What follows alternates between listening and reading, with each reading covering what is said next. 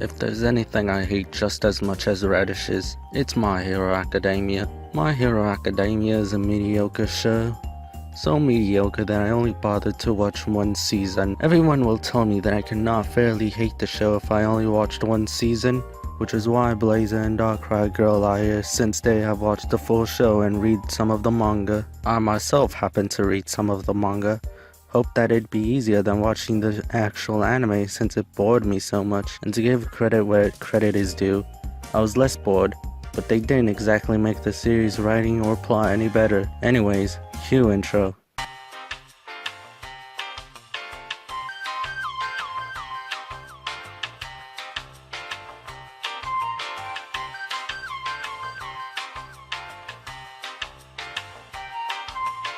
First of all, I guess I'll have to start with my very first impressions of My Hero Academia. You see, my friend My Hero Academia Lover 69 here happened to be the CEO of the One Piece fan club. He wanted me to get into One Piece and My Hero Academia. As for One Piece, it's a pretty fun show. As for My Hero Academia, it was so boring I almost fell asleep and stopped halfway through the episode. I could never find it in me to actually be interesting enough to watch. But hey, I only watched one season.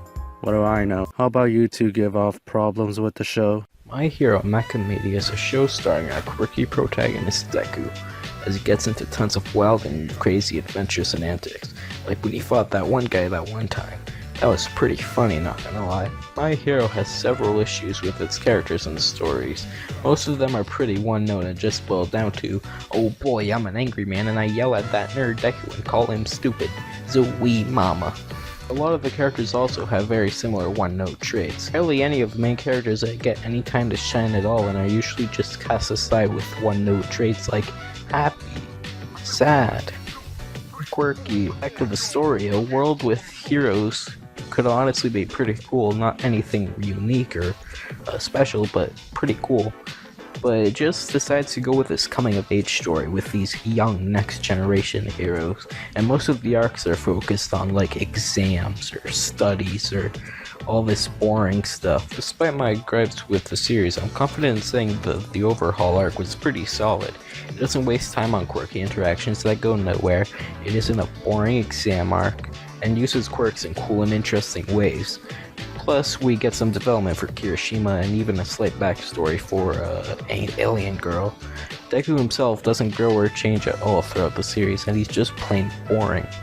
Could have been a hero who overcame the odds by becoming a hero without a quirk in a world where you were told that you basically need a quirk to become a hero, but he's literally just given his power, and after a few months of training he becomes great automatically.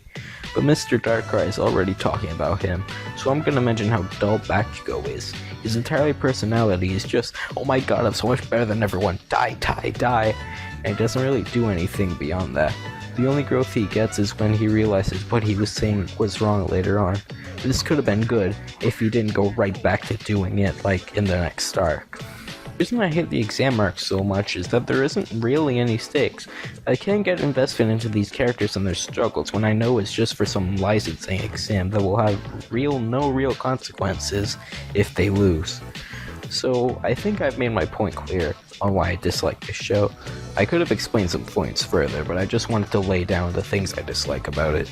But anyways, on to you, Mr. Darkrai, the CEO of Hunter x Hunter. I made a video on My Hero a while back, but rewatching the series only made me realize how much more I hate it. The first season may be the most boring thing I've seen in my entire life. The only interesting character is All Might. Everything from Deku's design to his personality is boring and generic. He literally does not grow at all as a character from the first episode. He's still a whiny little virgin. Ow, a girl touched me. Shut the fuck up. He's really dull, but for some reason all the other characters thinks he's the best ever. Like, why is Deku so special? He's literally the worst. This is why Earthbound Lucas would be a much better protagonist than Deku. He does get some slight character development later, but for the most part, he stays boring and generic. The series also has a problem with its other characters. The problem is they introduce so many different characters, but the series is so fast-paced we don't even really get time to care for them. I don't need a full arc for each and every one of these characters, but anything would be nice really. Like, what can you tell me about Frog Girl? Besides, oh, She's a frog, I guess. How quirky. To be fair, we do get some development for some characters later, like Kirishima, but like Blazer said earlier, all the stuff really only happens in one arc, the Overhaul arc, which in my opinion is the best arc in the series. I haven't read much past it, but from what I've seen, it only really goes downhill from there. Kirishima, Earthbound Lucas, and even Deku are all pretty cool in that arc. Even Pink Alien Girl gets more development in a flashback than she does in the actual show. Honestly, it feels like there's almost too many characters sometimes. You have Class 1A, Class 1B, the people from separate schools, all the pro heroes, the League of Villains. Fuck! It feels like there's 1 billion different characters I have to worry about. This may work in long, drawn-out series like One Piece, but it doesn't work here. So yeah, fuck this show. Go watch Hunter x Hunter instead. Speaking of the characters, the manga, as some mangas do, have an info sheet of the characters and what they're like. I would like to point out that Deku and Bukaku's because, well, I think they suck. To start off, Deku was literally designed to be the most boring character imaginable. You may say that is only true in regards to the design, since it says he was purposely designed to be plain, even though that itself isn't good unless done right, which it isn't. But Deku himself isn't really that interesting either. His personality is generic protag who wants to do something awesome, but completely downgraded because he acts like a complete wimp and cries a lot. At least that's more that can be said about Bukaku though. Many people compare Bukaku to Sasuke, but 1, he was Naruto's friend unlike him and Deku, and 2, Sasuke actually has something going for him, and isn't just a complete dick all the time. Well, not for the whole series at least. Bukaku's only personality trait seems to be being mad all the time. On his character sheet, it says that he was going to be a smart guy who would possibly be witty. Now if you ask me, that would have been way better than just making him mad all the time. And taking things farther, that character would work even better when taking Bukaku's reasoning as to why he's mad all the time into account. You see, Bukaku saw that all people weren't born equal since Deku didn't have a quirk.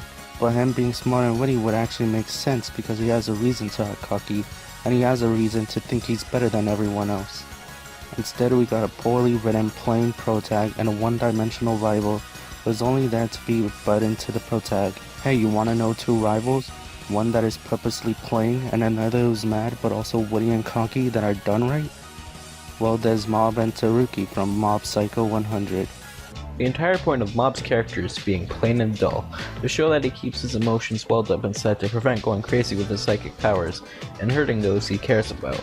So he actually has a reason for being plain, but the whole show is about Mob trying to get better as a person, so that he doesn't have negative emotions welled up inside him, thus his little outbursts of psychic powers don't hurt people he cares about, so he can control them. Where am I going with this? Mob and Hanazawa's fight near the middle of the first season is done extremely well, despite all odds being placed against him. With the kid who thinks he's better than everyone because of his powers, he still sticks to his ideals and refuses to hurt Hanazawa, because he wants to become a better person without just relying on his psychic abilities. Hanazawa is confused by this as he sees it as a waste of potential. All this power and Mob just chooses to be a normal person. While Mob just sees it as sticking to what he thinks. This fight is actually a huge turning point for Hanazawa. He goes from a self-obsessed jerk to a good person because of admiration for Mob's way of thinking. He's still witty and confident, but now him and Mob are friends because Hanazawa appreciates what he did for him. But they're also rivals because Hanazawa always has that feeling in the back of his head that he has to one-up Mob, even if it's not in a negative way. On that note, let me mention other problems aside the 2 rivals. Well, what really can I say? The biggest problem I have with this show is the protag himself. Most of the show revolves around him, and that's the reason why I find myself disliking most of the show. Literally take any character in the show. Heck, take any character from an outside show. Fucking Obama would be a better protagonist than Deku ever would. I know we've mentioned how boring Deku is a million times already, but we did show an example of making an actual interesting plain character. Deku isn't interesting, and the ironic thing is, if he wasn't just freely given a quirk, he'd be 100 times more interesting. Instead he was given All Might's quirk, which is the most powerful quirk, just for doing one thing. I know Deku pretty much sacrificed himself to do it, but you mean to tell me out of all the heroes All Might could have chosen, one quirkless boy was the most promising? This is pretty much false. Deku ended up training with All Might for 10 months just so that his body could handle the quirk. You're telling me out of the 10 months that him and All Might trained, not once did they ever work on Deku's confidence? You can say he's brave, sure, but only when the situation calls for it. For the most part, he's a wimpy loser who gets a boner for the first girl that ever talks to him.